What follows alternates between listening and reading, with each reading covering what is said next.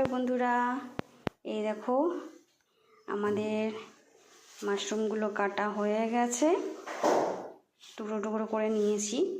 এবার এগুলো একটু গরম জলে ভাপিয়ে নেব, বুঝেছো? আর এদিকে এই যে গরম জল বসিয়ে দিয়েছি। দেখো আমাদের জল গরম হয়ে যাচ্ছে। এখন এই একটু জলটা গরম হয়ে গেলে এই মাশরুমগুলো একটু জলে ভাপিয়ে নেব। আমাদের মাশরুম ভাপানো হয়ে গেছে। এবার আলুগুলোও কাটা হয়ে গেছে, আলুগুলো একটু ধুয়ে নিই।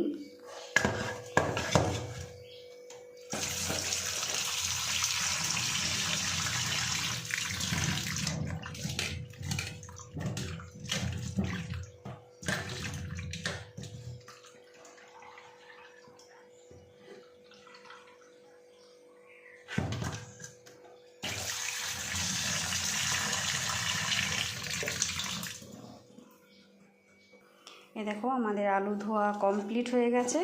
এবার আমি পেঁয়াজ টেয়াজগুলোকে কেটে নেবো। এগুলো থাক আপাতত, এখন বাদ বাকি পেঁয়াজ টেয়াজগুলো কেটে নিই। এদিকে আমি লঙ্কা, পাঁচটা লঙ্কা, একটু আদা, একটু কটা রসুন আর একটা টমেটো নিয়ে নিয়েছি। আর এগুলো সব একবারে মিক্সিতে পেস্ট করে নেব।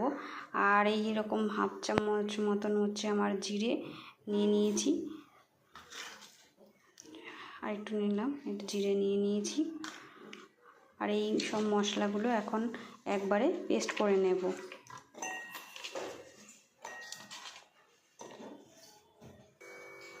এদিকে আমার পেঁয়াজ কুচিও এদিকে কাটা হয়েছে, একটা বড় সাইজের পেঁয়াজ কুচি করে নিয়েছি। আর এদিকে তোমার গ্যাসে কড়াইটা গরম করতে বসানো হয়ে গেছে।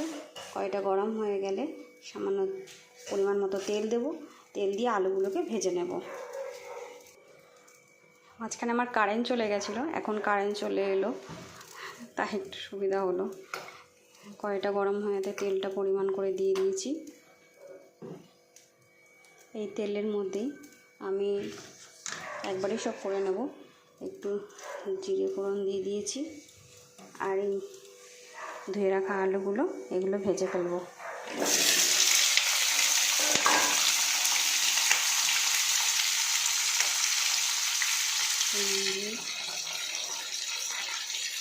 ভেজে নেব।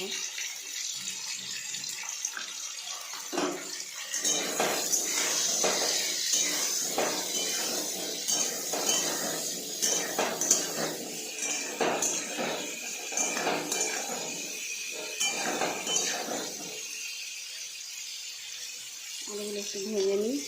ততক্ষণে আমার এই কেটে রাখা যে মশলাগুলো ছিল এগুলো একটু পেস্ট করে নিই।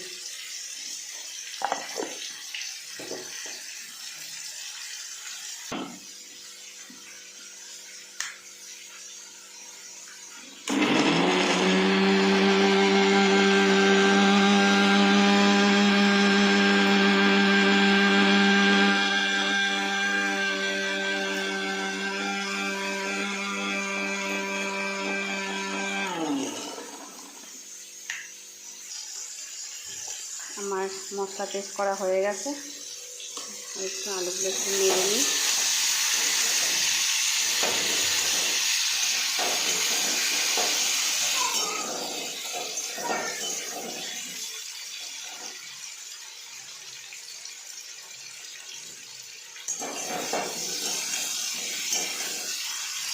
আলুগুলো একটু লাল লাল করে ভেজে নিই। একটু মোটামুটি ভাজা হয়ে গেলে আমি এর মধ্যেই পেঁয়াজগুলো দিয়ে দেব।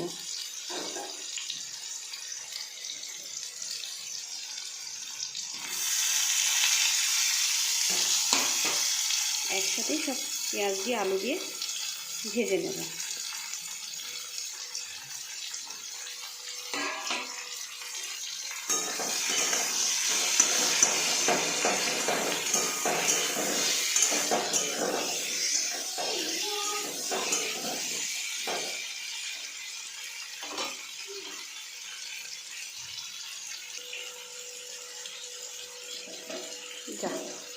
আর এইদিকে আমি গ্যাসে একটু জল গরম বসিয়ে দিয়েছি, গরম জল দিয়ে দেবো তরকারিটায়, তাই জন্য ততক্ষণে ভাজাটা হতে থাকুক।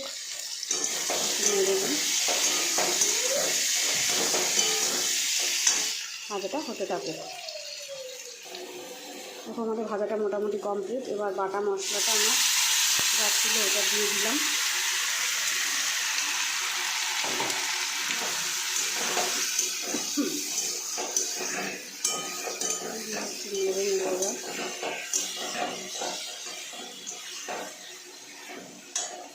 মশলাগুলো একটু দিয়ে দিই।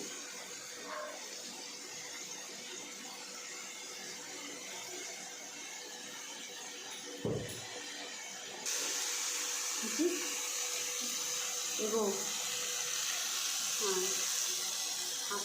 এক চামচ মতো ধনে গুঁড়ো আর একটু পরিমাণ করে হলুদটা দিয়ে দেবো, দিয়ে একটু ভালো করে কষিয়ে নেব।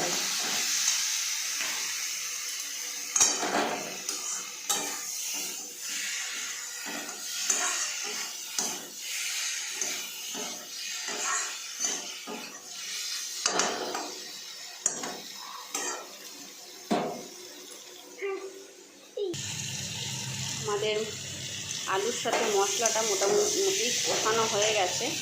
এবার এই ভাপানো মাশরুমগুলো আমি ঢেলে দেবো এর মধ্যে, একবারে এর সাথে কষিয়ে নেব।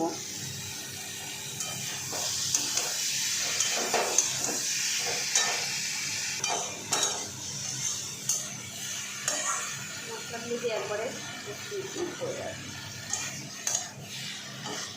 একসাথে সামনে দিয়ে কষিয়ে নেব।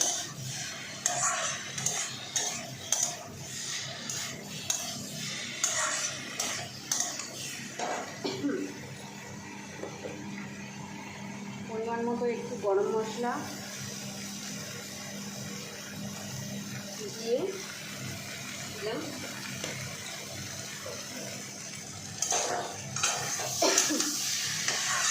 নাড়িয়ে নেব।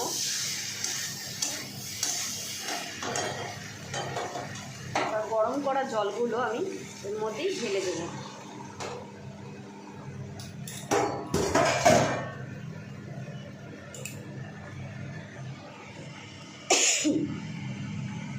তো এই মশলাগুলো দিয়ে কষিয়ে নেওয়ার পর জল ঢেলে দিয়ে এবার মশলাটা আমি সমস্ত কিছু দিয়ে দিয়েছি। তারপরে একবারে জল ঢেলে দিয়ে আমি এখন ফুটতে দেবো। ওটা হয়ে গেলে যখন নামানোর আগে একটু ধনেপাতা ছেড়ে দিলেই হয়ে যাবে। তো তুমি ফুটতে থাকুক, ঢেকে দিলাম। হ্যালো বন্ধুরা, দেখি আমাদের রান্নাটা কত দূর। আমাদের মাশরুমের তরকারি হয়ে গেছে, আলুগুলো সেদ্ধ হয়ে গেছে। এবার ধনেপাতা দিয়ে নামিয়ে নিই। চলো, আমাদের তরকারি রেডি। তো এবার সবাই চলে এসো, আমাদের দিকে তো ভাত হয়েই গেছে, রেডি হয়ে রয়েছে খাবার মোটামুটি। যে পটল ভাজা একটু লেবু রেখে দিয়েছি, আর এদিকে বাঁধাকপির তরকারি একটু কালকে ছিল, তো সেই বাঁধাকপির তরকারি রেখেছি। আর ওদিকে আমাদের তো মাশরুমের তরকারি যে হয়েই গেছে, আর একটু ডাল, যে ডাল করলাম হয়ে গেল। তা চলো, আমাদের খাবার মোটামুটি রেডি। তো এবার সবাই দুপুরের লাঞ্চ করার জন্য চলে এসো। টাটা।